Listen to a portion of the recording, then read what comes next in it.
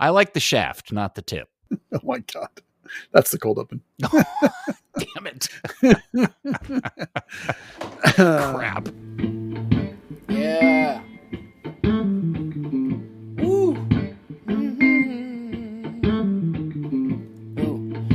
Third Degree, the Third Degree Net Podcast. Third Degree, the Third Degree Net Podcast. Third Degree, the Third Degree Net Podcast. Third Degree, the Third Degree Net Podcast. Third Degree, the podcast, is brought to you by El Matador and their El Matador Watch Party for Atlanta versus FC Dallas. That's on April 5th at 6:30 p.m. downtown Dallas at the Scarlet Pumpernickel. They're going to have the entire second floor reserved, full sound, their own bartender, amazing food. There's plenty of street parking down there and parking garages. But best of all, the Scarlet Pumpernickel is only 2 blocks from the Akron Street stop on the DART rail station. Get down there, check it out. Everybody's welcome. April 5th, 6:30 p.m. El Matador Watch Party, Atlanta versus FC Dallas. Well, hello there, FC Dallas Curious fan. Welcome to another episode of Third Degree, the podcast. He returns, beard intact, fancy new laptop. It is Dan Crooke. Howdy, Dan. Hello. I don't remember why I wasn't here last week now. You were the OnlyFans channel custom request. I still don't follow the joke. Well, I think you had to be super inebriated to complete the task, and you probably forgot about it. No, I went to see Russell Howard. That's why. Oh, okay. How was that? That was good. A lot of fun. All right. Very good. And your hero, my hero, everybody's hero, editor, founder, thirddegree.net, and the original soccer influence himself, Buzz Carrick. Come in, Buzz. Peter, you said that Dan was beard intact as if beard unintact was an option.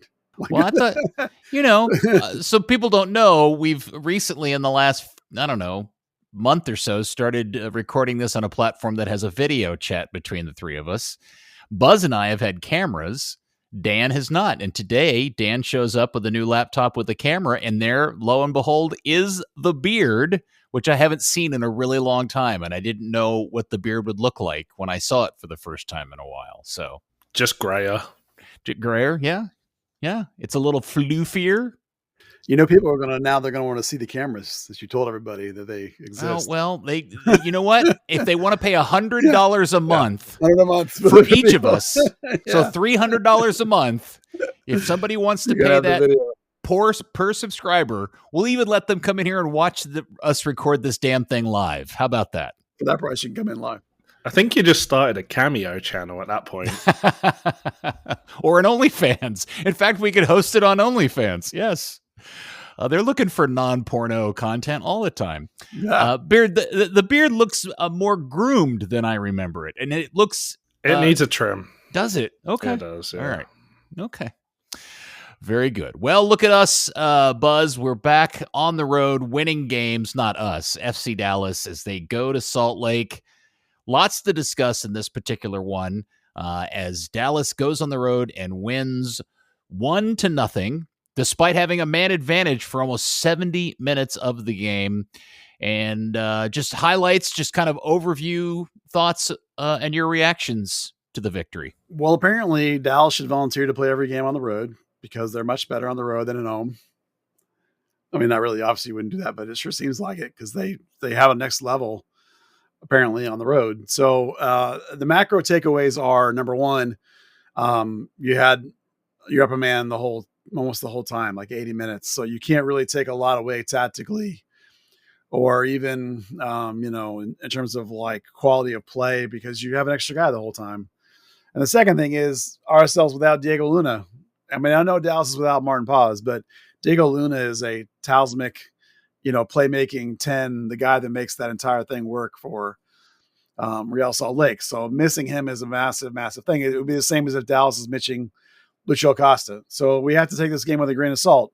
But nonetheless, there's still a lot of positives to take away from it. So on a macro level, good game, good win. Any road win's a good win. Any road win is a good win. That is a rule. Yeah. That is MLS rule of thumb 3, I think, actually. They have 7 points on the road already, which is the same as last year for the whole season. So, I mean, that alone right there tells you that there's more quality to this team than there was last year. So things are, in terms of a deep rebuild that they're undergoing, that's all positive. That's all good. So, Dan, any observations, thoughts, reactions from you and your beard? I like the tweak to the shape. After the game, Eric Cross said it was kind of the best fit for the most profiles on the team. It was nice having Ramiro sit back as that stay-at-home 6. It allowed Leggett to play his game. It allowed Delgado a little bit more freedom to go box to box, to get fouled and the shit absolutely kicked out of him and his head. Yeah, just solid. It obviously protects the centre-backs a lot. Asazi, Iragide had a solid game yet again. And Collodi, the confidence that he came out with towards the end of that game was just phenomenal. All right, we'll run through the timeline here. I'm obviously, first, as I love to do, I like to go through the non-game, really unimportant things. But let's talk about those. First off, I just want to state this for the record. I really, really do not like these new kits. The more I see them, the less I like them. And probably what punctuates it the most for me is the colorized crest. That really drives me nuts. Yeah, that's a pet peeve of yours. I know. Yeah, I hate that with a big passion. I know you hate them in general. If they're done well, fine. I was at the Adidas outlet at the weekend in Allen, and they had the jerseys and the reversible jackets sitting side by side, and seeing the colorized bull on the jacket next to the colorized crest, they're just night and day how good one is and bad the other is.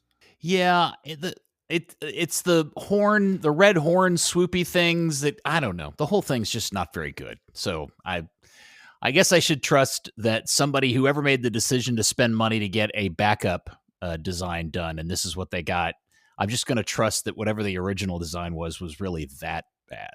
So I think my biggest complaint is that the blue, depending on how they're painting the cameras, sort of has like a little bit of a tealness to it. You know, it's not powder blue or ranger blue or tornado blue. It's like or in the RSL game, I think it was, they looked almost white. And the commentator even said that Dallas came out in all white. And I thought, well, you know, I don't think it's all white, but it's definitely not like, you know, sky blue or powder blue or whatever you'd like to see FC Dallas really in. It's such a massively different color in person to any photo or video. Nothing seems... It's like that orange goalkeeper jersey from a couple of years ago that went pink on some of the cameras. Yeah. In person, totally different to anything else. I think it also depends on what the stadium lighting is. Is it the new LED lighting? Is it the old type of lighting? Because I mean, it's such a non-color. We talked about this. It's neither blue. It's neither gray. It's not good at either color. It's just not a color. It's just this weird thing. And anyway, that's a lot about nothing. Now, I will ask this question, Dan. What in the world was going on with Salt Lake's keeper kit? This is an interesting thing. So do you not remember this? It was a dark top, but with gray shorts and kind of gray leggings that went down to white socks, and then he was topping it off with a pair of white gloves and white shoes. Right, so the keeper kits this year are, it's a light to dark gradient, dark to light gradient as it goes down, and then the shorts and socks are the lighter color. Oh, interesting. Which on most of them is, you know, you don't notice it on the green, on yellow, on and any of the others, but the black and gray one, it's such a stark difference that it just looks a little bit off. You don't see keepers wear something that isn't monocolored much these days. So anyway, it's probably a bad programming decision on my part to start with kit talk, but we've probably lost Steve Davis already, but that's it for the day. Oh, by the way, and the hat is back. Yep. The red hat, one. The red All hat. hail the hat. All hail the red hat, pulled down very low and very seriously. Quill insisted that he just picks whatever hat, but he sure went back fast to that red one that has won a couple of games. All right, so Julio is obviously out of this thing for a green card, which sucks because it means he would have gotten to play against his old team, and that would have been cool and fun in the old place. But I got a question, Dan, about the green card. If you were a foreign player, is the benefit of getting a green card solely the club, or does the player benefit from getting the green card in any way? Well, the player benefits in that they're a more attractive proposition within the league. Even if you're traded around, you're no longer an international player. But as far as rights, anything like that, no. I mean, I didn't know if maybe they paid less taxes or something because they were now a resident, or maybe they paid more tax. I don't know. The whole thing was interesting. And Buzz, do we have any idea how long this is going to take? Well, you don't know. For people that don't know the process, Dan probably even knows it much better than I do, of course. But you go and you go to your home country and you go to the consulate there and you have a meeting and they go over your application and they say, okay, we like everything here. Go home and we'll call you when it's ready. And then that's when you're waiting. So how long that takes can depend on a lot of things that can be out of your hands. Some places green cards or visas are taking a really long time, depending on the country you're talking about. I really have no idea how that rate is working in Ecuador. It can be as fast as a week. Generally speaking, it's 2 weeks. But honestly, this is the kind of thing that you don't know, and given, not to bring politics into this podcast, we don't want to do that, but given the current climate, it's very possible that green cards or visas or whatever might be different in different countries right now than we're used to them before. So honestly, he just has to sit at home until they call and say your green card's ready, and then he can go pick it up. Again, usually 2 weeks, but and sometimes you get really lucky 1 week, but it has been longer. I told the story of the FC Dallas trainer who went home. Granted, he was from Colombia because he was working under Oscar. He went home for the winter holidays, and when it came time to come back, the U.S. government said no, and he just basically couldn't come back and work for FC Dallas. So he ended up staying at home. So, obviously a professional athlete, you would hope that kind of thing wouldn't happen, but fingers crossed, he'll be here this week. We hope. And at some point we'll ask, when Friday rolls around and we've seen training photos and we've seen the report come out, we'll know. But, today would have been the first day. He probably not have been the first day. Like he probably might have had if things went well, he might've gotten called back in today, being Monday. And so maybe we'll find out in the next day or two whether he got it or not. So, okay, you just have to wait. Dan alluded to it a little bit. There was a shift in the formation, and we got to see it work in an 11v11 situation for a little bit. Why don't you talk everybody through that and what effect it had? Well, it was really good. Even in the first 20 minutes, it was really good. So basically what they did was rotated the middle three and the front three of a 4-3-3. And effectively they turned the double pivot into a single pivot with 2 8s. And then they took that front three that was kind of like a high striker and 2 wings, and they rotated that and made 2 strikers and a 10. So that dropped Acosta more into midfield a little bit. And it brought an 8 onto the field. So you sacrificed a wing to bring on an 8. And we had talked a lot all year about the midfield getting outmanned. So all of a sudden, Leggett is an 8 instead of a 6. Delgado's in there playing in his more natural to get forward kind of 8 position. He was fairly solid for the first half. Ramiro is on an island, yes, but when they are dropping defensively, they're dropping the 2 8s in next to him. So he never really is exposed as a pure single pivot. He's always got help, or when they're playing forward, he's there at the bottom of that attacking formation. So he was really helped out and had a really, really excellent first half and a pretty good second half until he got a little tired because he is 32 or whatever he is. And then Acosta coming back to midfield a little bit looked great. The question is, of course, when Anderson Julio comes back, what does he play? Oh, almost certainly he walks on for Chu, right? So then you don't have the wing play. And that's the question will be, how's that going to hold up? Can Shaq Moore get forward enough on the right? We saw, as a result, we saw Michael Farfan getting forward on the left. Now, he's not that great at it, but he was definitely trying to do it. So it's a really interesting formation. And as Dan mentioned in Quill's press conference, he talked about helping the profiles. And I think it really helps Ramiro a lot. And obviously a single pivot is a position that a younger, more athletic Kaique will be able to play if and when he gets in there.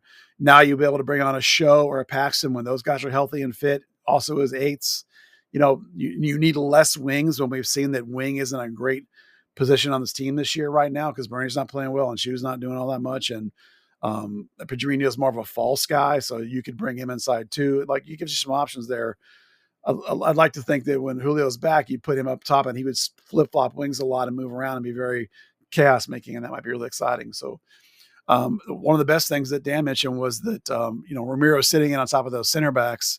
Both those center backs had a pretty good game. They held the opposition striker, whose name's leaking out the back of my brain, to like 11 touches and no shots because of that, basically having that triangle around him with the 6 and the 2 center backs. So well, it helped that they successful. played a man down for the majority of the game. Fair.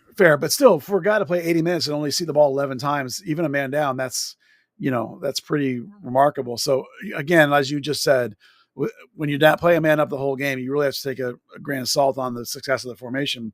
But for the first 20 minutes, it was good, and then it was really good the rest of the way. So I think they should stick with it. Hopefully they will, and we'll see if it holds up against the 11-11 the whole game. One of my early notes is, oh man, right off the bat, there's Sam Junka. Yeah. Just less than a minute in the game, he's throwing the ball, and I forgot he was playing for Salt Lake, and that sucks. I missed that guy. You mentioned him a little while ago. I guess it's probably an appropriate time to talk about Leo Chu. It was his debut for the team. This was the first time we'd seen him at all, right? Like, he didn't even sub in yet at this point. No. So he'd only been on one bench, right? Yeah, I think you're right. So my note says we're 15 minutes into the game, and it appears I now know why Leo Chu hasn't played for some reason. Because first off, it was 15 minutes in the game, and he already looked gassed. But he also kind of looked a little bit indifferent. That's probably fairly accurate. I thought his play was pretty indifferent. I mean, for the most part, I thought he was pretty mediocre. I didn't see anything that made me think, can't wait to get that guy back on the field. And as you say, it's pretty understandable why he hasn't been playing. And it's pretty understandable why he was subbed at the 66th minute. They gave him a good 60-minute run, and it was like, okay, well, that's not really great. So, I can't imagine he'll hold his spot. It's a shame because they probably need him to play well, because they probably would like to move him before his contract runs out at the end of the season, rather than let him just play the string out on the bench. Certainly not a guy you could send to North Texas to find his game, I hope they, hopefully, whether it's he goes down to North Texas or they just gets time on the training field. There were little things there, nice little passes. He'd supplied one for that little dink over the top for Musa, I think came from him, or it was the pass before the pass. He was not running at players. He was nowhere near fit. There was that weird moment, him and Lucho, it was pretty deep on the right wing, and Chu was trying to wave off Lucho to run so that he could put a cross in because he didn't want to run down the wing. And Lucho's like, no, just give me the ball. I'm going to run it. It'd be interesting to see because in the past, when he's played against Dallas, he's kind of destroyed the fullbacks running at them. It's amazing that we've had a month and a half of spring camp, and now we're a month and maybe a month and a half into the season, and the guy's not fit. Now, I know he got hurt for maybe a week or something in the middle of that, but still, it's like, how are you a professional athlete and you're not fit that far into the season? It's hard to understand what's going on there with that guy. Well, I guess maybe we'll never see him again. He'll fall into the doghouse. I don't know if you play him again after that. I mean, not very good. All right, so we'll move on to the big moment of the game in the 21st minute. We get into the incident with Delgado. When I saw it in real time, I didn't think there was anything worthy of getting into. And then, of course, we get into the VAR and the VAR review. My opinion, not that anybody cares, is that this is one of those examples where VAR, I think, just talks everybody into a red card, because when you see it in real time, it to me looks like a glancing blow, but they kept freeze framing it at the moment of contact, which makes it look like he's trying to break his ankle. And I think this is too much VAR. Like, I don't think this was a necessary red to hand out in this moment. But I'm sure there's a lot of other people that disagree with me, but that's just how I feel about it. I think that the thing that annoyed me was, like you say, it wasn't even that they kept freeze framing it as they played it. It's that he stared at the freeze frame for about 45 seconds. I know. Like, that's not objective at that point. That's not clear and obvious. He did go, yes, he went over the ball because the ball got kicked away. You could call it reckless. You could call it a yellow card. I can't make a case for a red card there. Well, my other observation is two parts. One, I don't remember recalling seeing anybody from the Dallas bench get up and holler in some sort of like, hey, wait a second, that's a red. And two, Delgado got right back up and was walking around 10 seconds later. So all of, when you're taught to be a referee, they talk about watch how the body language and how the players and other people react around you to help inform you as to what's going on. And there was nothing about that incident to me that said, oh, we need to go back and look at that. But, I'm sure somebody's going to disagree with us. Well, I don't know that I'm going to disagree with you about the severity of it, but I definitely thought that he played the man and not the ball. I thought he stepped over the ball with his cleats to get the guy. And maybe he doesn't, it puts his foot in position. If Delgado comes through, he's going to hit it. It's like, I thought it was clear he didn't play the ball. It looked like he was trying to put his foot on the ball, that if Delgado makes contact, it's just coming straight off the bottom of his foot. But yeah, Delgado beats him to it, nips it away, and then all that's left is leg. Yeah, I think Delgado pushes the ball out from underneath his foot, and his foot comes down. And I don't even think he makes that much contact with Delgado, because if Delgado really thought he had been stomped on the way that the freeze frame makes it, I think Delgado stays on the ground a lot longer than he did. Makes a bigger meal out of it, like he trying to pull the card. There was just none of that going on in that moment. So I just thought it was a little unnecessary on VAR's part to get. I hear what you're saying. I just definitely thought the defender went cleats first towards the player's ankle and not the ball, and stepped past the ball to the player. I don't think he did it on purpose. I think I do. At the very 100%. Yeah. I think that he was trying to play for the ball and the ball got knocked away and he came down. Now that is a function of you're responsible for where your limbs are. Part of the argument when it comes to, endangering an opponent, but this will come into a part of a conversation I want to have about something that happened much later in the game. Yeah. Oddly enough, again, with Patterson Delgado. I will also say one of the weird things about this is that Delgado actually got called for committing a foul in the lead up to this moment. And the restart for this was a Salt Lake free kick, which I thought was kind of fun. Maybe that's part of it. If Delgado has already been called for a foul, and then a couple seconds later, or whatever time interval you wish later, now I'm putting my cleats into a guy's ankle after the whistle has blown. No, the whistle hadn't blown. The whistle hadn't blown. The referee came back and said, I'm calling the foul because I was going to call it, and I think he let play go. Well, generally speaking, these guys have such insane body control that I never buy this story oh, I didn't mean to step on the guy. No, 100% you did. Nobody at this level accidentally steps on a guy. Nobody accidentally cleats anybody at this level. That's why they wear those tiny ass shin guards. It's because it doesn't matter to them, because it never happens on accident. It's always intentional. That seems like a very definitive statement, but okay. Okay. We've got this conversation before about body control and about guys. Yeah. Oh no, I think he just gets caught up. No, he doesn't. He 100% meant to do it. Okay. Well, if you think he meant to do it, then that's your opinion. I just didn't. Yeah. It didn't vibe that way with me. 26. I believe Delgado hits a ball wide left on a really nice opportunity, and that is officially Dallas's first shot of the game. Is that correct? I don't remember that accurately. It was no more than the second. So at 26 minutes, in this moment, the red card's just been given. Buzz, how are you feeling about the shape of the team, how they're looking and everything? Well, pretty good. That early in the after a red card, the other team's still trying to figure themselves out, and Dallas basically didn't change anything post red card. They kept playing the same way. So, when you're on the road, you're not looking for, particularly this team, not looking for domination of the ball. And even up a man, they're not looking for domination of the ball. So I was pretty confident at that point that it was working. Okay. At 33, there's the Acosta incident where the guy keeps pulling on Acosta into the box. The ref is forced to call the PK, although Acosta let himself fall like a sack of potatoes. And then, of course, this was interesting. I don't know if you have. Well, I guess you were watching the same thing I was watching. The commentator kept talking about where Acosta loves to take PKs, always to the keeper's left. Sure enough, he goes to the left. The PK is saved, and now Dallas is 0 for 2 on PKs for the season. And then my next note is, will that come back to haunt them? No, but not a great PK. I don't know that we'll let Acosta take PKs much, but. My biggest struggle with the broadcast was the other than the thing in the open that was so funny with the overlay of the graphic, but that they kept calling Petar Musa Patar Musa, which is funny. And that's actually how Logan Farrington says it. Does he? Yeah. Patar? Yes. Man, I've not heard anybody call him Patar until now. Just like the guys on Soccer Wise call him Peter. No, it's not Peter either. So it's funny because you mentioned Kaike a little while ago. They released a video of him talking, and he pronounces his name not Kaike. What did he say? Kaiki. No.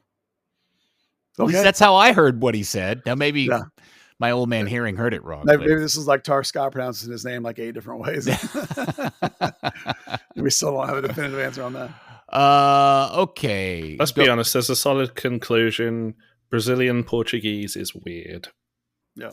Fair enough. It's funny. It's ironic that we're making fun of somebody else mispronouncing names, given how much we mispronounce names.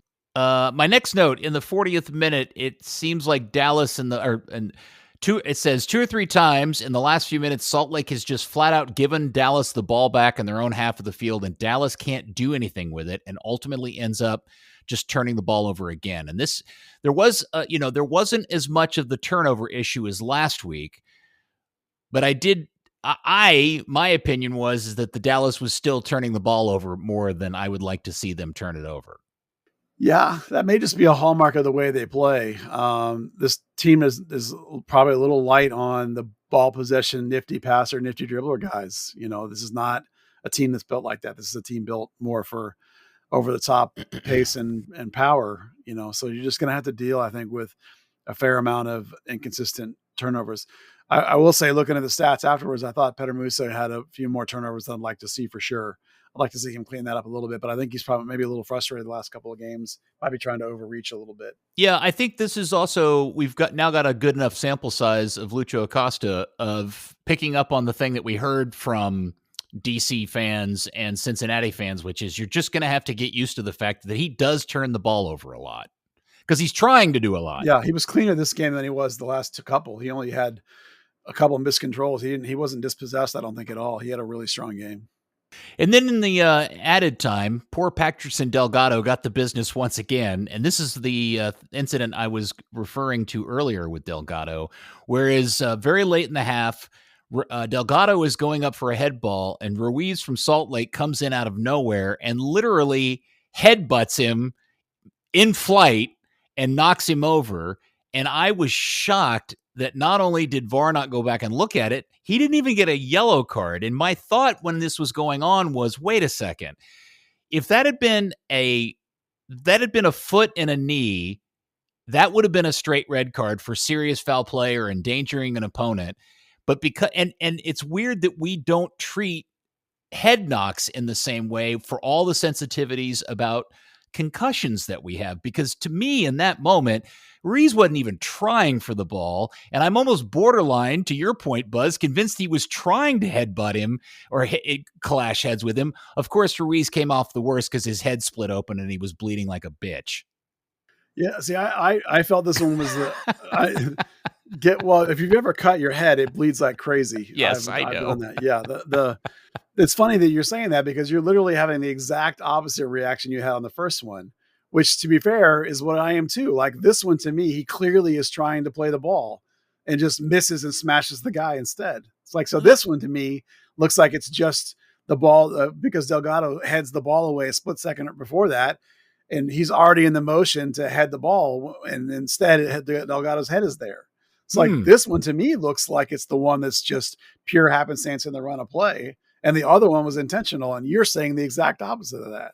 Well, I shouldn't say it was intentional because I don't know, but I thought this was a far more dangerous situation. And if you're going to call two things equal, this should have been a red card too, because that's just as dangerous as whatever they called the red card for earlier in the game, in my opinion. Well, that's what I meant about intent. Like the first one, I thought he clearly intended to cleat him in the ankle. And this one, I thought he clearly intended to head the ball. So this one was a yellow for me. I'm not even convinced they called the first one for intent with any intent. I think they just thought it was dangerous play and gave a red card for serious foul play. To me, this is at least as serious as the other one, especially because this is a head injury. But I don't know. Dan, you got an opinion on this? Yeah, I definitely felt that the clash of heads was far worse looking, especially when they slowed it down and Ruiz his eyes were very clearly on Delgado and not the ball. But I think if he doesn't come out with a bloodied head, maybe the referee looks at that differently. Maybe. Let me ask you this. How many times in your life have you seen somebody intentionally try and headbutt somebody on a header? And how many times in your life have you seen somebody intentionally cleat somebody on the ankle? Cleating somebody on the ankle is 10 million times, right? And I've never in my life seen somebody try and headbutt smash somebody going up for a header. Oh, I have. Oh yeah, I have Oh, too. not me. I've never seen it. I've seen two dudes stand there facing each other headbutt like that. Well, but to Dan's point, Buzz, go back and watch it again if you want. But Ruiz has got his eyeballs like looking straight at Delgado when he smashes heads with him. He also puts the hardest part of his head into the softest part of Delgado's head. Yeah, that to me looked very intentional, and I was shocked that he didn't get through. Now, I will also point out that in the leading moments up to this, the referee is getting the business hard from the Salt Lake fans, so much so because obviously everything had been going Dallas's way. For the prior 10, 15 minutes, he had started giving Salt Lake every single 50-50 call. Fouls, throw-ins, whatever it was. Salt Lake suddenly was getting every little niggly call going their way because it was clear he was trying to make up for the fact that everything to this point, the red card, the PK, etc., was going Dallas's way. So maybe that's part of the reason why they didn't bother to do it. But whatever it was, Delgado ended up getting substituted off not long thereafter. So, all right, so that happens. And so that leads up to the great moment of the game, 45 plus, I think it was 48 minute. There was a goal for Dallas. Shaq Moore plays a looping ball to the far post. And I initially, like everybody else, thought, holy crap, the shortest guy in the field just out-jumped a guy 15 feet taller than he is for the ball. But Steve Davis pointed out on the replay, when you get the field level replay, he didn't out-jump the guy for the ball because the other guy didn't even jump. Acosta shifted his body and tricked him into leaning the wrong way, and the ball went over him, and then Acosta headed it in for the goal. Dallas won, Salt Lake nothing, halftime. Yeah, it's a really smart shift and drift by Acosta to, sort of fade off and then spin around and get inside that guy, and then he gives him a quick body just to make a little bit of a half a yard space, and when the ball comes past Quentin, I was going to say Quintero, but I wouldn't know that one, right? The 6'6" defender, right to Acosta in a beautiful position. Acosta has remarkably good aerial duel wins, and not that this is an aerial duel per se, but a lot of that savvy is about body positioning and drifting away and having a guy lose track of you. And it's a really savvy play that Acosta does here, and that other people have done to FC Dallas defenders, like Marco Farfan had done to him the week before. So, there was a lucky deflection on the cross, but it was just a really well done play by Acosta to get inside the defender and give himself position like that. Gotta say, the other part of that play that I really enjoyed, Peter Musa had been absolutely diabolical up until like the 5th minute of stoppage time in the first half, and then he just cuts the ball back across the face of the box so perfectly between a guy's legs, out to Leo Chu. Chu feeds it to Shaq Moore, and obviously, the rest of it. It was just such a nice, it was just great vision to see that pass. It was, yes. Musa's got some really interesting game to him, but this was one of those where I wondered how much the altitude was affecting him, because I don't think this was his best performance, but we can talk a little bit about that a little bit more here in a little bit. All right, so it's halftime. Dan, I'm going to ask you this question first, because this is the note that I have. Does this look like a game where one team has a man advantage over the other? It's always hard. I know it's cliche, but playing against 10 men is really difficult, especially when it's a Peter Vermees or a Pablo Mastroeni, one of those teams that really dig in and just fight to the last breath. And that's exactly how it felt. FC Dallas held the ball an absolute shit ton. The first 20 minutes, obviously, played the way they normally do. Just stand off it, let them kind of run around. They definitely had the idea of possess the ball, make RSL run after it, use the man advantage to tire them out. But yeah, they really weren't getting forward and doing a whole lot with that possession until they started towards like the last, I think, 5 minutes of the half. They started really pinging crosses in. Okay. Comment, Buzz? Not really. One of the things that's hard to come to grips with this Quill team is their lack of desire to possess the ball. So even when they're up a man, they don't really want to. They ended up, almost having possession lead by accident. It ended up being really only 51%. MLS's stats are apparently awful. They had some insane number at the end of the game, but it still holds true that they don't really want the ball very much. They ended up barely having more of it. But that's okay. Like there's so many teams now that don't value the ball anymore. It's all about chance creation. If you still get 15 chances on the road, you're playing fine. I'd like to see a better shot on goal ratio. Like they only had 5 of their 15 on target, but that could be better. But Okay. no, it did not look like they were up a man, but that's okay. It doesn't matter that they didn't as long as they win. What does it mean to say, like, does it look like are they up a man? Do they dominate the ball? Do they dominate play? Do they control everything? I think there's and I think to your point, this is something we'll talk about more when we get to the end of the game, which is this is a team that doesn't want the ball, which is very different from what we've been used to for the last few managers. And sometimes a team's it gives off the vibe that a team is making a statement of we're not very good with the ball, so we're going to let you have the ball and give it back to us. And that maybe makes people perceive that the team isn't very good in general if they play in that kind of style. And I'm not saying that's necessarily a case or the true in this case, but I do think when you're up a man, your expectation is your team should possess more, have more opportunities, and be up by more than a single goal. And I'm not necessarily sure that's an unfair thing to think. Well, I remember looking at the stats at about 70 minutes, and Salt Lake didn't have like a shot. Like Chloe didn't have a save. It's like they didn't get any shots until that last 10 minute after they swapped out their 9. Mm-hmm. They went into that late game phase that they always do, where they try and really come at you in the last 10 minutes. It's like until then, to be shotless, I think that shows that Dallas in many ways did dominate the game. They just didn't dominate it in a way, as you say, that we're used to seeing a team dominate when they're up a man, of holding the ball and playing keep away. This team doesn't care. They'd much rather wait for you to make a mistake and pounce on it, or pinch in the right moment. And maybe that's a good thing when they're going to be playing in hot weather all the time. And maybe in the summer that this is a really great thing to not try and outpossess people. So Siki comes on for Delgado, and the first shot of the game for Salt Lake comes in the 51st minute. Let's see what else. Leo Chu comes off for Farrington in the 66th.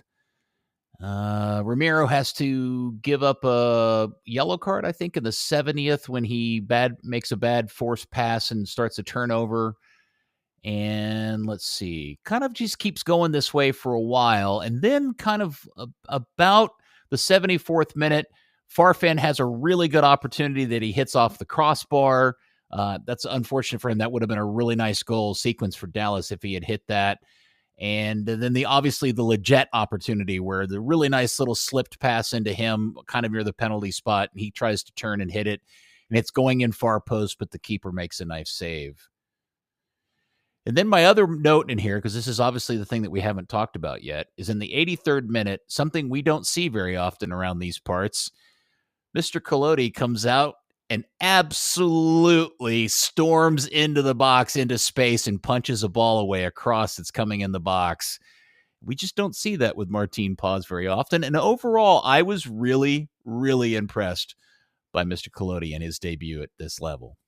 Listen, anyone, as we say in MLS, has flaws, and Collodi certainly has a couple of flaws, but so does Martin Paz. And the couple of things that Collodi did really well in this game are things that are flaws for Martin Paz. One of those is crosses into the box. Collodi did better with those than Paz ever does. That's one of his weaknesses, which contributes to Dallas being not so great at balls into the box. And the other is his feet. And Collodi's feet were on display in this game. There was often times where he had the ball, playing it back and forth with those guys in the back, playing balls out long with better accuracy, being able to dribble around a guy. He showed composure and things that Paz doesn't have. I'm sure that there could have been moments where you might have seen things that Paz has that Collodi doesn't, like, great Paz is a phenomenal shot shopper, so great, super powerful long range shots. Colodey's pretty good at that, but he's not as good as Paz is. So they didn't go at Colodey in ways that are his deficiencies.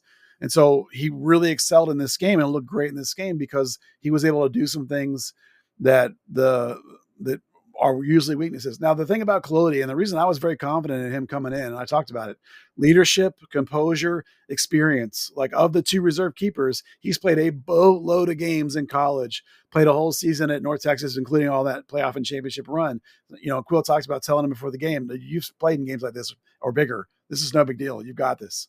And so that's why I felt about him kind of coming in. And so he played exactly like I thought he was going to play. So great performance by him. A lot of people liked him as man of the match. At the end of the day, he only had 2 or 3 saves, depending on what service you look at. So like, it wasn't a man of the match for me, but maybe basically because he played exactly like I expected. But yeah, it was really nice to see him do really well. And it was really nice to see the team acknowledge that he played well after the game. That was super cool. One moment that I really enjoyed out of him was I think Brooks, the Salt Lake player, took a really smart hit at goal, and Colodey was lined up on it, and it was low enough that there was, you just didn't know if it was going to go in underneath the post or underneath the crossbar, and Colodey had a good eye on it, and I think that in this instance, most keepers trying to be super safe are going to paw it away over the post and just make sure there's no chance it kind of tucks back in underneath. But his maturity level and confidence level was high enough that he just waved it off. Like, he was convinced it was going over the crossbar, and it did. But it was close, but he was confident. And I thought that really showed something really interesting about the guy in his debut at a top level. And I thought the that other was really good moment was there was a moment where Farfan was like, come out. And he was like, no. And everybody afterwards was like, no, you did it right, kid. Don't come out there. That would have been the wrong choice. So telling Farfan, no, I know what I'm doing. I'm fine. That was nice to see. Yeah, it's interesting because the rest of the game becomes kind of a Salt Lake assault. They are just pinging balls into the box. Dallas can't keep any possession. Dallas is now just kind of clearing the ball back into Salt Lake's half, saying, bring it back in. And there was a moment in this kind of 5, 6, 7 minutes of them trying to do this that I thought, if Martin Paz was in goal, would Dallas lose this game? Oh, wow. We talked about him not being good with crosses. So how many crosses did Salt Lake put into the box in that last sequence of added time and everything? It had to have been 10? Oh, it was a lot. I think they had 10 shots in the last, from the 80th minute on when they made that final sub. I think they had 10 shots of like their 11 shots on the game. All came in that last thing. And a lot of it, as you said, was for crosses. So, Quill, at the end of the game, he raved about withstanding that barrage at the end and how that was the difference for them in the game. Like in other games, they had wilted in that moment. In this game, they didn't. Yeah. I don't want anybody to misunderstand what I'm saying. I'm not trying to Pete Best the guy. I'm just saying it was an interesting. And I'm not saying that Colodey's better than Martin Paz in any way, shape, or form. I just thought that in that particular moment, that is Martin's weakness, which is he's just not really interested in coming out and doing much with crosses. And maybe that was what needed in that particular day. And really, at the end of the day, I don't think Colodey had to do that much in terms of the way the game went. No, there was maybe 3 times where he came out and dominated the ball in the air and really closed it out of those shots, of those opportunities. They were really good. And on the other hand, there's been many games where Paz has had 5, 6, 7, 8, 9 saves standing on his head with spectacular saves and kept them in it too. So we can all top the brakes, as you just said, Peter, that Colodey should start. That's ridiculous. But phenomenal for him. And he, like I said, they came at him in a way that played to his strengths. So, that was really good for him and it was good for the team and it worked out. Yeah, it went really well. And no matter what the vibe was, Dallas is a team that sometimes will give up a weird goal like that. They did not. And on the road, they remain undefeated as they get the 1-0 win in Salt Lake and are feeling pretty good about that, Buzz. Dan? Yeah. Actually, one note I had. We've talked about Ruiz and the other fella, Piol. Their 2 incidents. Was it a little before the hour? Forster Ayago goes in with a high foot on the side of Sebastian Ibiaga's head. Yeah, they made a big deal about that and I thought Ibeagha was bent over pretty far. Like he was leaning over to head at that ball. And if I was calling the game, watching it, I would have said you kind of put yourself in a dangerous position because at some point, if you bend over to head a ball, it's not that you're fair game or anything. He does miss him by like less than an inch. I mean, it was really close to cleating him in the face. If he makes contact there, it probably would have been a pretty substantial card because that would have been studs first again. Studs first is a big deal, Peter. I know. Yeah, that was studs the part first. That got me. Yeah. I know Ibeagha, he did stoop down a little, but that was a high foot still. Going studs first, just that was. I mean, the note I put is he's a walking yellow card.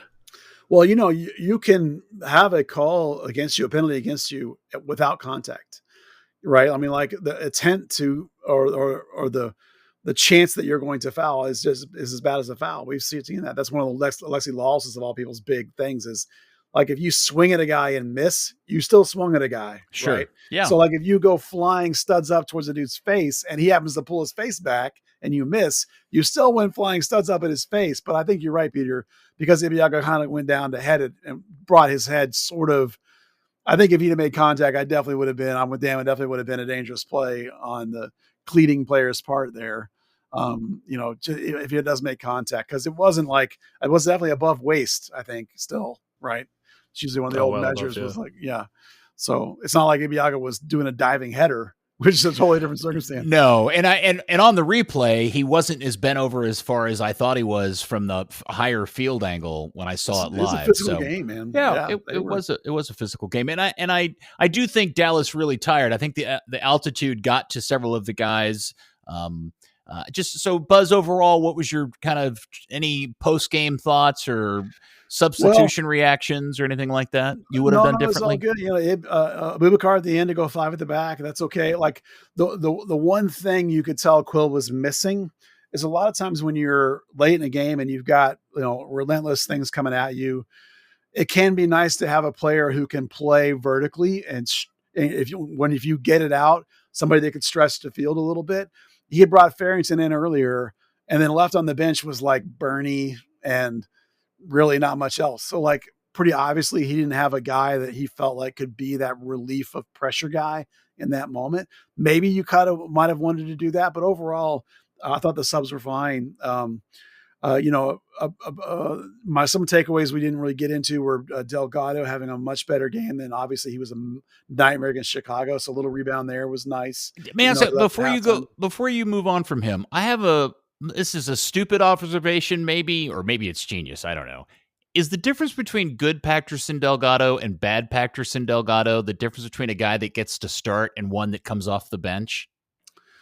I think it's position and decision making. Like when he's like that deep guy, or that wide midfielder they tried to make him in Chicago, he had no idea what to do. But if you put him in as like an actual 8 where he can do that little spring forward, he knows how to do that and he likes that. So like in that game, I thought it was really notable. You could see like the things people like about him, which is his size, his power, his pace, his ranginess. When you have him next to Ramiro, you can really see all that. But then you also have the knuckleheaded decision making, and maybe the feet aren't as clean as you would like. But still, compared to the Chicago game when he had a nightmare, this was a pretty solid first half from him. Is it good enough to keep Shoka Fumana out of the lineup or Paxson out of the lineup when those guys are back and healthy? I don't think so. But again, he's 20. So really he's a player that you're probably thinking about more in the future when he develops a little bit more, but still a pretty good half from him. It was a shame he got the head knock because I would have liked to have seen like a whole game out of him, see if he could have held it up because admittedly he looks to me like he's, like you guys should laugh at me when I would say he's fat. Like he carries a little more body weight like Weston McKennie does. And so like he tires, in my opinion, late in games. I'd like to see if that's still happening. Obviously it might have hurt the team if it had been happening, but in terms of my evaluation of him, that's where I am on him. Those are his deficiencies for me. One of the things I thought about was we're 5 games into this, and I still don't think we've had an extended kind of analysis of Shaq Moore. And the weird thing about Shaq Moore to me is that he feels like a guest player. Yeah, he's just sort of in the game, right? He's just playing. He's not really like I would have thought we would see like in some ways like a clear upgrade over Juan, and it's just like He's a dude. I thought this was his best game for Dallas by a was. long way, but yeah, it's still like, he had a really nice defensive play late on in the game where the guy tried to dummy him and he just poked the ball away. For a guy that 2 years ago was the starting right back for the national team, you'd expect him to be like just bombing the field. He does have those moments where he's like, oh, I know, I've seen this. I know what I'm doing, Dan. Like you were saying, like where he's just like, I got this, boom, poked it away. But then other times it's like he's late reacting and guys are beating him to the back post. He's not getting forward and creating havoc in the box. He's just playing in the game. It's like I keep waiting for this expensive, great Shaq Moore to show up that we've seen for the last decade for various teams he's played for, and it's not coming. All right, so Dallas in 8th place now. They face off against Kansas City up in Frisco this particular weekend at 7:30. Buzz, or wait, how do we want to do this? Do you want Dan to preview Kansas City, or do you want to predict the 11, or what order would you like to go in? You can have Dan do Kansas City first. Yeah, let's more Dan. And Kansas City's rough these days. Yeah, they are. The last win was on September 18th. Their last away win was back in July. I saw this. They have not won a game since last calendar year. That's ridiculous. 12 games without a win. The game before this past weekend was their first point of the season, a 3-3 draw with Minnesota United, which is crazy. They, I know they've had a few struggles lately, but they had that big $4 million sign-in for Dejan Jovalic, which massive. They signed 2 guys from Aris in Greece, one of Michelle's old clubs, Manny Garcia, and I'm going to say this terribly, but Shapi Suleimanov. Good job. Who Peter approved. That's not saying a lot. They theoretically should be really a lot better than they are, but it's like if FC Dallas is a team that wins every game 4-3, they're a team that loses every game 4-3. Interesting. They're incredibly dangerous up top. Eric Tommy has been solid. Daniel Salwi, he's had 10 career goals against FC Dallas. Kyrie Shelton's killed FC Dallas. Yeah. Mason Toy's done it. Willie Agada's done it. Jovalic himself. Just those players have had 22 goals against FC Dallas between them. Obviously, we know it's Peter Vermees. It's a 4-3-3. They weirdly have held possession this year more than previous years where they've just kind of given it away and gummed up the midfield. They've only had one game below 50% possession. That was against Nico Estevez and his desire to keep the ball. So Garcia, the signing from Aris, is top of a lot of the stats for shot creating actions. He's 2 behind Lucho. Suleimanov has the 3rd most carries into the box in the whole league, most progressive receptions in the league. Like they're not useless with the ball. They're just not converting that into shots on target. It's going to be weird. Like they do have some injuries, but it's not like we saw with Vancouver or Chicago, where it's like, hey, the team's been absolutely decimated. I don't know. A lot of people always say Vermees might be coaching for his job at this point. All the times we've said, hey, this looks like a good game. FC Dallas gets blown out. So, fingers crossed it's not like that. Yeah, I don't want anybody to think we're trying to jinx this or anything. So, Buzz, what do you think the 11 looks like? Well, I thought that system worked pretty good. And Quill, as Dan mentioned early, the new formation helps some of the profiles FC Dallas has quite a bit. Mm-hmm. I think Ramiro is really helped by being able to not have to chase all over the field and have those 8s drop in. Leggett looked way better. Delgado looked better, or maybe Shokafamana's been back with the first team this will be the 2nd week back in the first team training. So maybe it's time for him. Kaique, if he's ready to go, maybe he's even more better as that single pivot eventually, if not this week.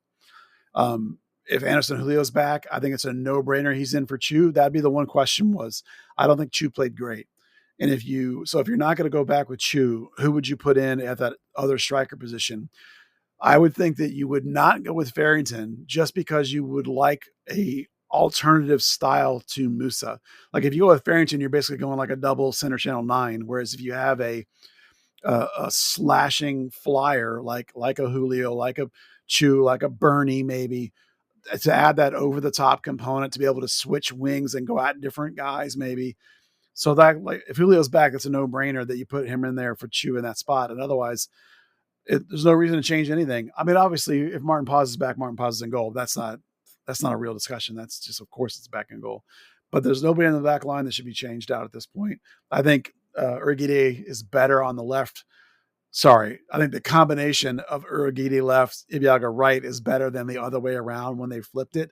That didn't work so well. So they went back this game and that worked again. So I think, honestly, you leave the whole thing the way it is, other than Anderson Julio being back and maybe show Kavimana being up to speed and taking that other, especially with Delgado's concussion. We don't know when he'll come off that. I'm sorry. I'll assume it's a concussion protocol. He wasn't technically sub for that, but with him going out at halftime, I'm going to assume concussion protocol. So maybe he can't even train until midweek or later. So let's just guess for now, he probably is questionable at best. So it makes a lot of sense now, if 2 weeks in the first team, it'd be time to put Show in there and see what you got in terms of the way that works with Leggett. I'm really interested in that group, Romero with those two guys, because I think that's some real maturity and experience controlling the middle of the park, especially when you would have Acosta at the top of that pivot. You would have a diamond four, and then you're outboxing everybody else in midfield. The key to that, of course, is how your outside guys are going to play. That's a lot of load on a Farfan on the left. Not a guy that we think of as this box to box, inline to inline flying outside back. That's a big burden on him when there's no sub for him either. There's no backup for him. So, more theoretically, there's at least a backup of Newman if you need to. I suppose you could put Newman in for Farfan too if you have to, but so that'll be something to watch, is those two guys flying. But otherwise, I like the tactic. I'd roll it again.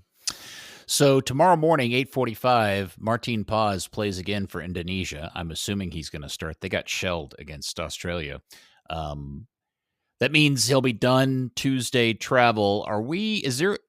Assuming he's back in town in time for the game on Saturday, travel time, exhaustion, legs, the whole bit, what do you do?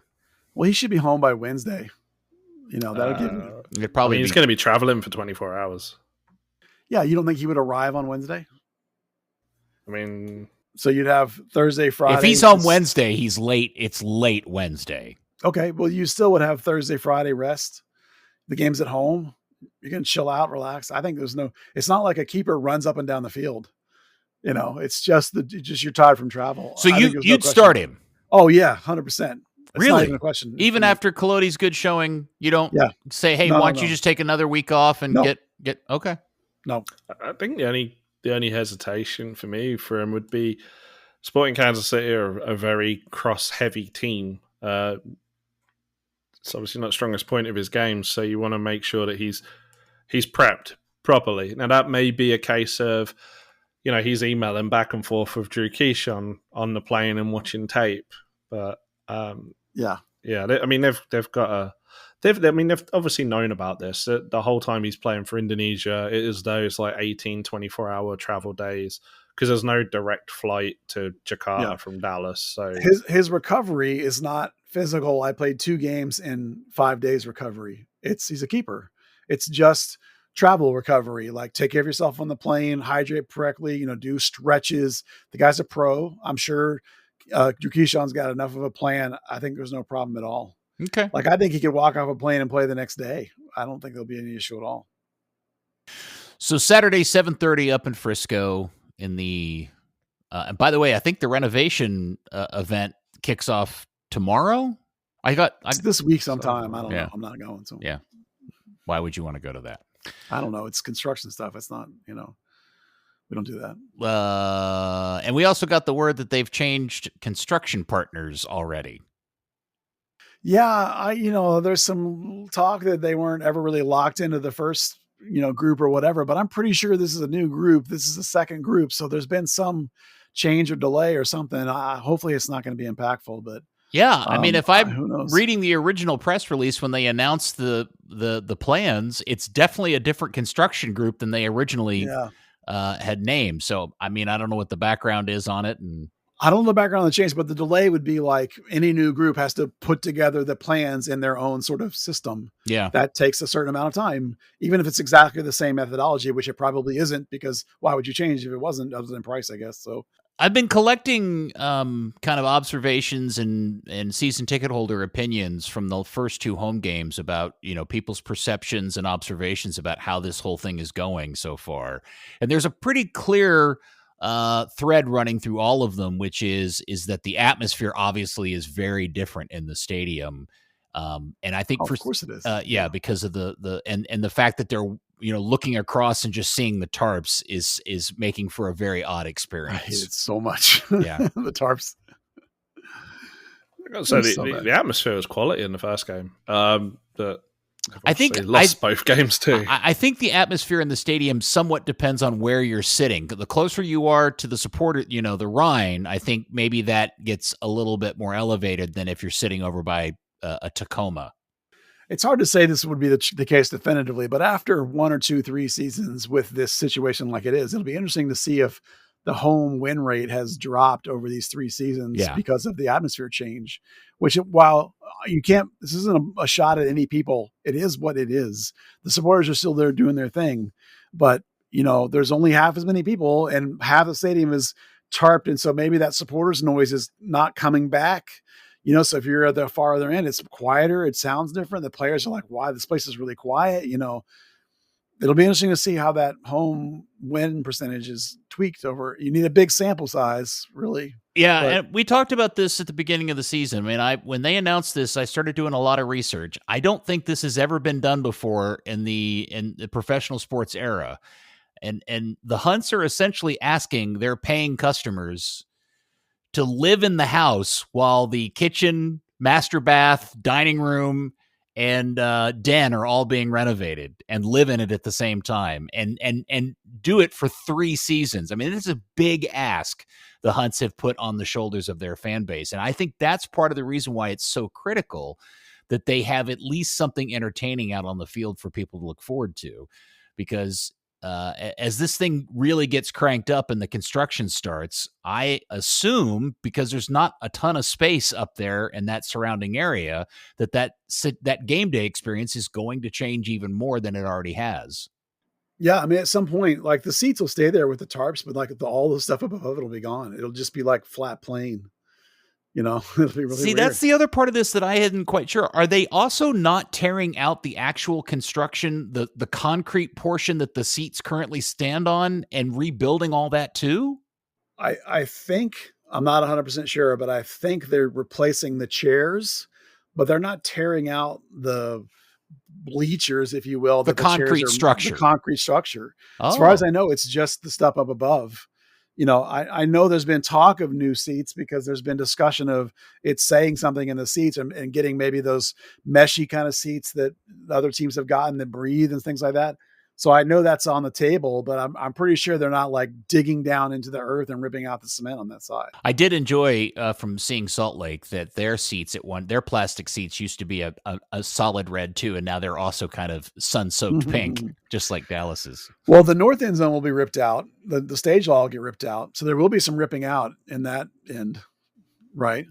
Well, there'll be work to put a foundation for those new clubs they're going to have in as well, because now there's not really a whole lot they can build on there. And if you've ever been in those buildings on the east side, they are just shells. They're sheetrock and metal stud. I'm amazed they haven't blown down. Well, when they get to the west side, they're also hopefully going to do something for the shifting and cracking that has taken place. I think small children have fallen into some of the cracks of that. Some of those cracks are impressive. Yeah, they're pretty the ridiculous. ones field side are crazy. I'm glad they've actually put those banners over it, because you could put your fist in some of those. Thankfully, they're in the ground and not in the air. Yeah, for sure. Yeah.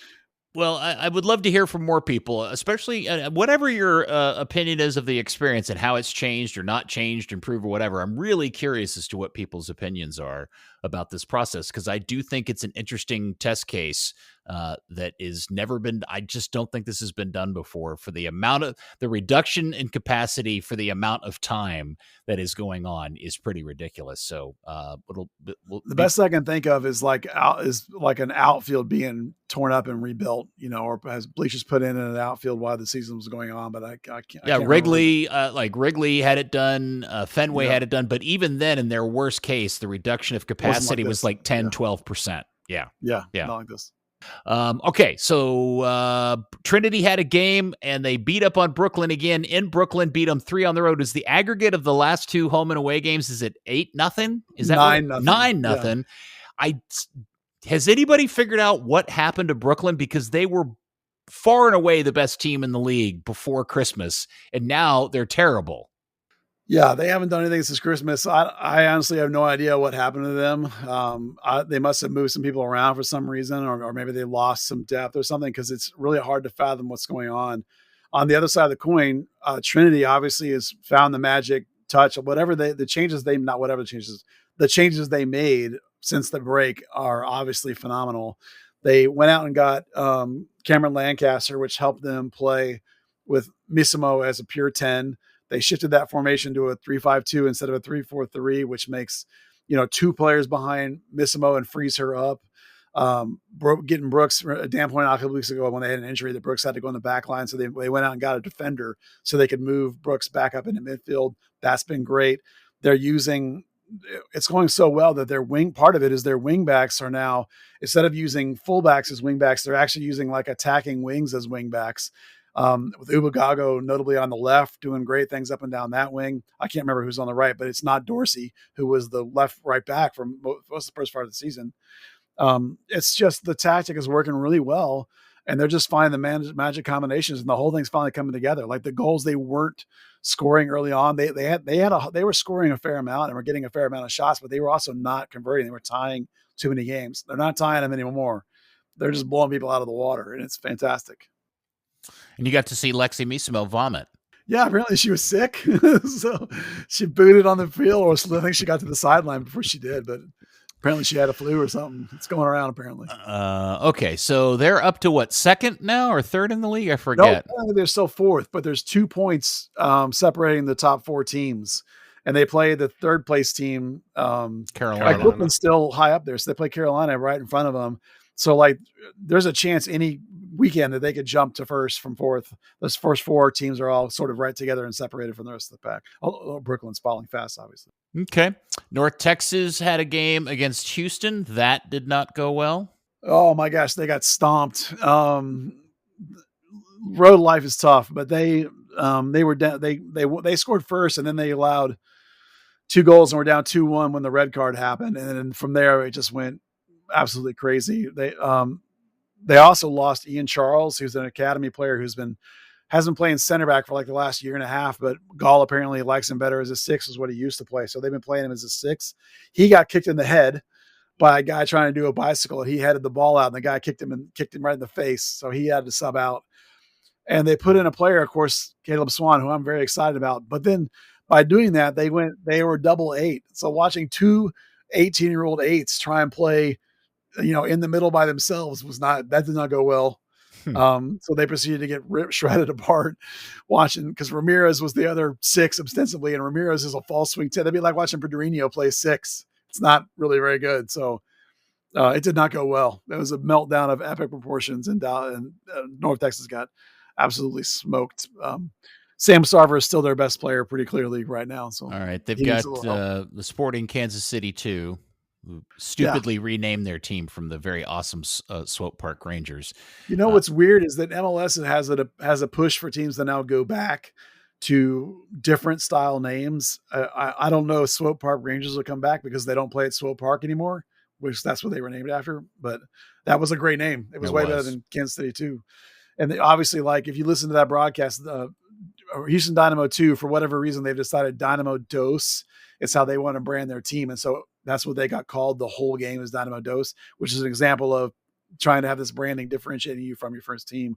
So North Texas SC will no longer be like this aberration. You'll get more things like the Crown and whatever that LA team is that's not LA Galaxy 2. I can't remember the Colony or something. I can't remember what it is, but they're pushing away. They want to differentiate the teams from something 2. Well, if you're a super nerd, you can double up games because North Texas plays on Friday night at 7:45 out at Arlington. And then we also got the home opener, the league debut of Texoma FC, as they played one Knoxville, one of the better brands that I've seen in USL, by the way. I like their logo and everything. The logo's nice. The name is fun. And I've seen a lot of noise being made about the attendance of this game. Yeah, they reported 3,100. I don't. That seems a little high, but then again, maybe that's tickets distributed like everybody always does. It's about 80% capacity. It looks like on the home side of that stadium. It's a fun game. The uniforms are great. Knox has got some talent that more talent than Texoma does. Texoma being an expansion team, they're still trying to figure things out, and they got they're light in a couple of areas. Notably, it's tough. It's tough for them to score right now. Team offense comes together slowly. Team defense is easier. Team offense is hard. And right now the team offense is not clicking. That Diego Pappy had some chances to score and didn't. And I think early on in the seasons, like getting them on the scoreboard is going to be harder than they would like it to be for them going forward. I haven't watched it. How was the game production?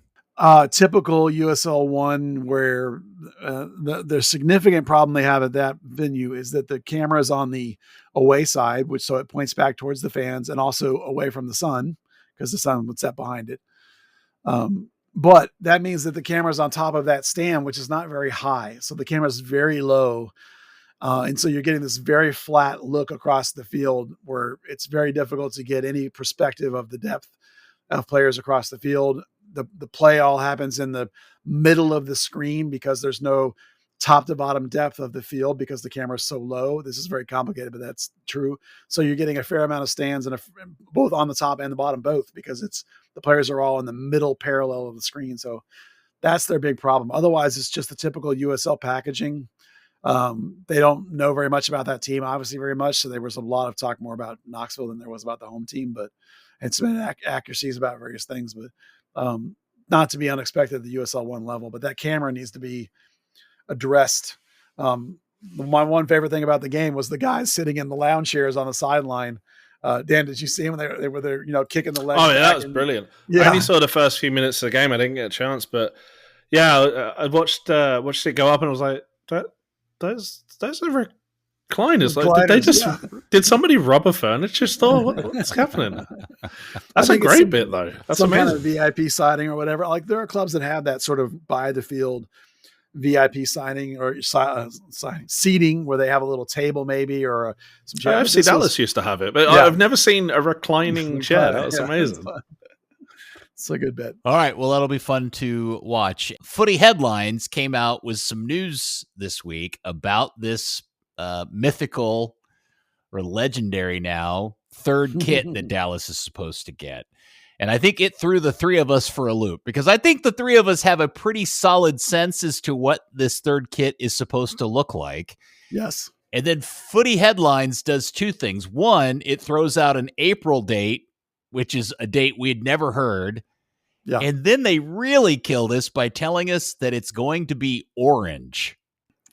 Yeah, desert sand, okay, which they interpreted as orange. All right, so let's set that aside and we'll pick that back up for a second. The other note from Footy Headlines was the one that really, this would be the clowniest thing of all time. Like letting your third kit be the color of your nemesis would be an all-time, that by itself would knock everything else off the list, and this would be the only thing on the list forever.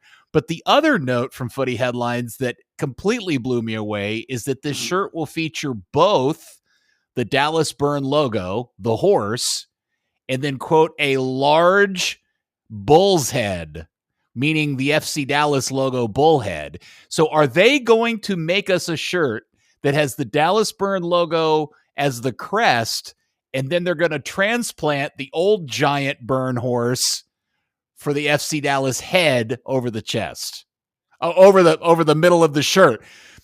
Remember the original Burn jersey had two horses, vomiting horses on it, the small one over the heart and the big one in the middle. So is this going to be a little vomiting horse over the heart and a big FC Dallas Toro bull, Christ, right giant dinner plate sized over the middle? On an orange shirt. on an orange shirt. Yeah, man, I really hope that Footy Headlines is wrong about all that. There's just so much that doesn't add up about what they said. The whole all these kits are going to release on April 4th. Well, FC Dallas has already announced that they're getting a third jersey in the summer, not in April. And it's going to be part of the Adidas Heritage Collection, which is not what they're displaying. As Dan says, like the minute that came out, people from the team were like, no, not April 4th. Like immediately reacted. No, it's summer. So he's right. Yeah, like they've come out and publicly said it a bunch of times. Like, I don't know if they're getting bad information or maybe there is like a T-shirt range that's coming out and they're just like, yeah, that's a jersey. But something, that doesn't match up to anything that we've heard. Well, there are some T-shirts that are coming with some of this stuff. Like we're getting the sneakers and things like that too. So there are some T-shirts. So maybe that's what they're talking about. But well, the color wasn't officially called orange. It's called Brushes Sand or something. Burning sand. I don't know, something. Burning sand, but it's definitely orange. It's kind of a burnt orange. And I'm telling you, if the Hunts allowed Adidas to create anything for this club that is even vaguely orange, I may never stop laughing. Well, originally Footy Headlines said there were 5 teams. Now they've revised that to 10 teams. They've also put out something that says that next year everyone's getting one. Well, we had heard everyone was getting one this year.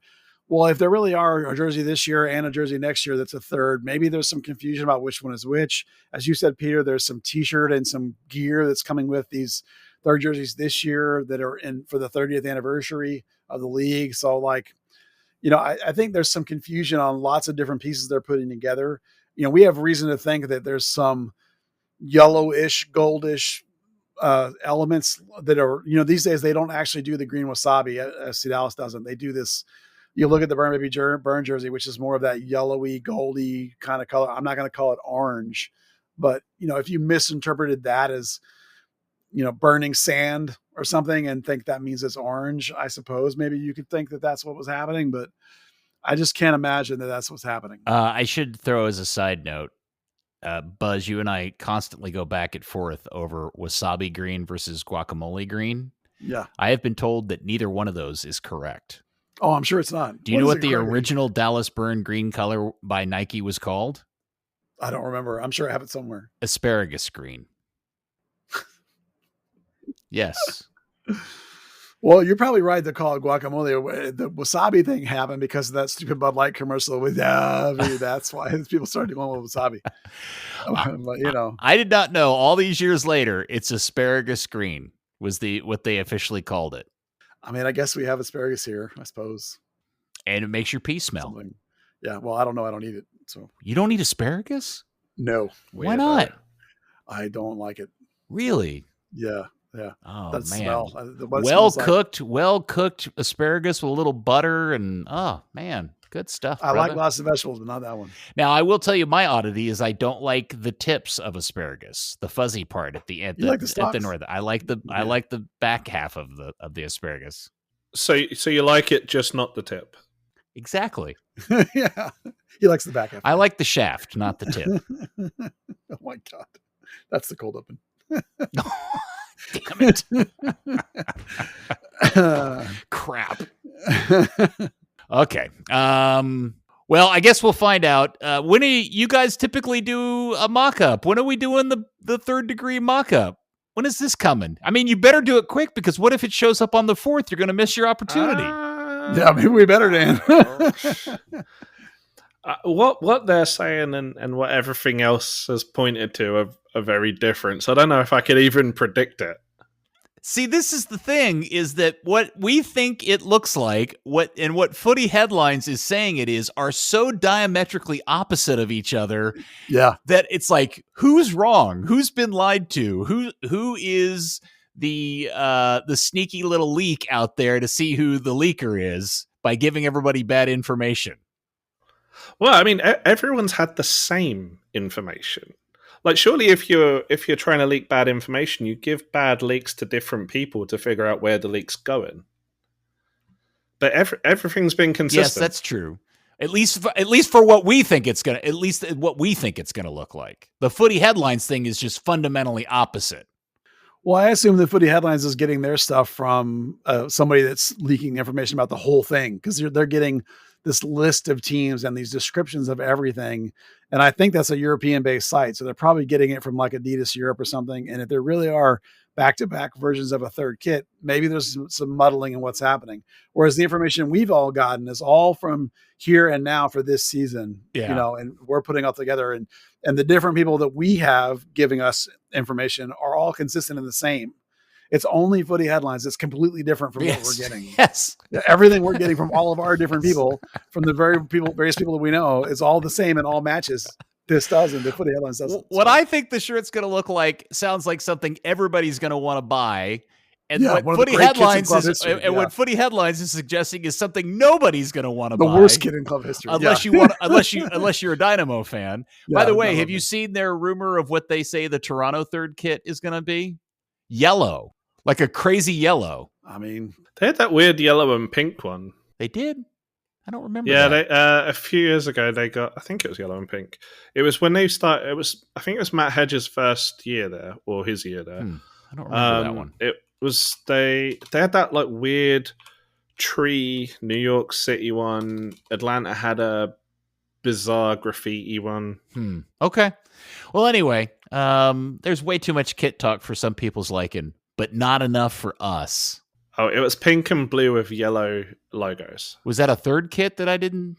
Was that like an anniversary kit or a pre-match shirt? It was a third shirt I did as like a one-off. I don't remember that. They wore that in a game? I think so. We're looking at it in our group chat. I don't ever remember them wearing that. That looks like a giant flower. It's the 2023 Energy Kit, third strip. Huh. God, what was their record in that thing? Terrible, probably. Yeah. I mean, they've been bad for a couple of years. So all right. I digress. Let's see. Go back to the list. I think we've covered everything, guys. Yep. Well done. Third Degree, the podcast, is brought to you by El Matador and their El Matador Watch Party for Atlanta versus FC Dallas. That's on April 5th at 6:30 p.m. downtown Dallas at the Scarlet Pumpernickel. They're going to have the entire second floor reserved, full sound, their own bartender, amazing food. There's plenty of street parking down there and parking garages. But best of all, the Scarlet Pumpernickel is only 2 blocks from the Akron Street stop on the DART rail station. Get down there, check it out. Everybody's welcome. April 5th, 6:30 p.m. El Matador Watch Party, Atlanta versus FC Dallas. Every time I start this, I said, man, I'm going to drive this thing and it's going to be under an hour. And I always fail. Nope. Okay. Dallas Cup's around the corner. Everybody go. It's awesome. Yeah, we'll do Dallas Cup preview stuff here coming up soon. Okay. Very good. Dan, thank you, sir. Likewise. Good to see your handsome mug once again. Thank you very much. Thank you. And Buzz? Thanks, fellas. Thanks for being here. Thank you, boys. And thank you, FC Dallas Curious fan. We will speak to you next week on another episode of Third Degree, the podcast. Or we won't. We'll keep you guessing. Third Degree, the Third Degree Net Podcast. Third Degree, the Third Degree Net Podcast. Third Degree, the Third Degree Net Podcast. Third Degree, the Third Degree Net Podcast.